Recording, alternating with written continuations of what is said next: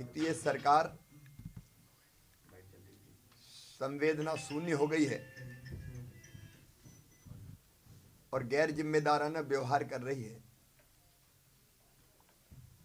एक के बाद एक लगातार हत्याएं होती जा रही है। अभी रतलाम की कल की घटना जिसमें संघ के स्वयंसेवक हिम्मत पाटीदार जी की हत्या कर दी गई। अब इंदौर, मंदसौर, बड़वानी, गुना, ग्वालियर, उसके बाद अब रतलाम जिला, आखिर कितनी हत्याएं होंगी।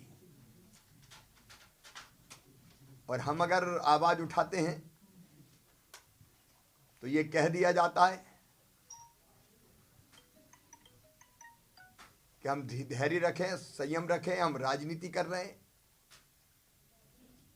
लोग मारे जा रहे हैं, हम कैसे ना बोलें।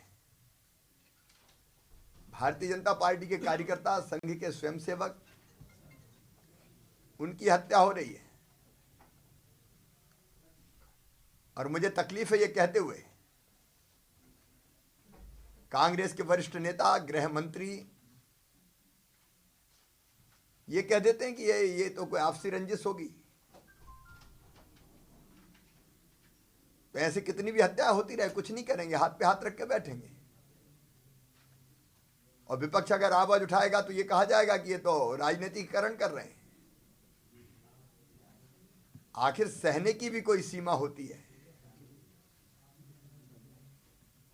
कब तक हत्याओं पर भी राजनीति करते रहोगे? मैं बड़वानी भी होके आया हूं, बलवाड़ी। हमारे पास इसके अलावा कोई रास्ता नहीं कि हम संघर्ष करें।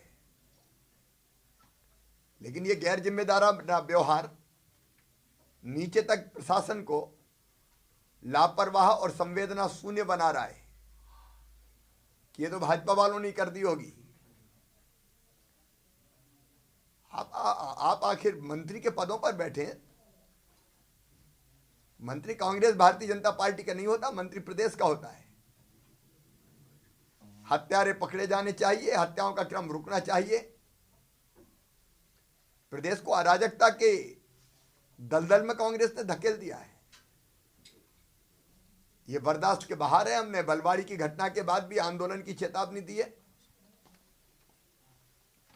और रतलाम की घटना पर भी कल ही मैंने कह दिया था, हत्यारे शीघ्र पकड़े जाए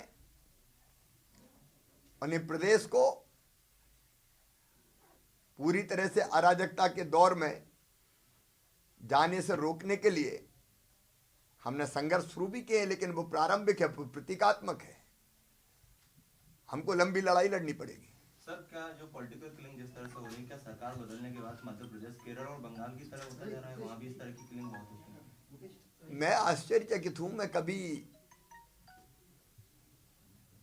राजनीतिक विचारधारा के आधार पर आरोप लगाने का पक्षधर नहीं रहा। हमने सरकार को शुभकामनाएं भी दी, सकारात्मक सहयोग का आश्वासन भी दिया, लेकिन एक के बाद एक अगर कार्यकर्ता मारे जाएंगे तो कहीं ना कहीं ये संदेश तो है कि अब इस समय इनको मार दो, कुछ नहीं होने वाला।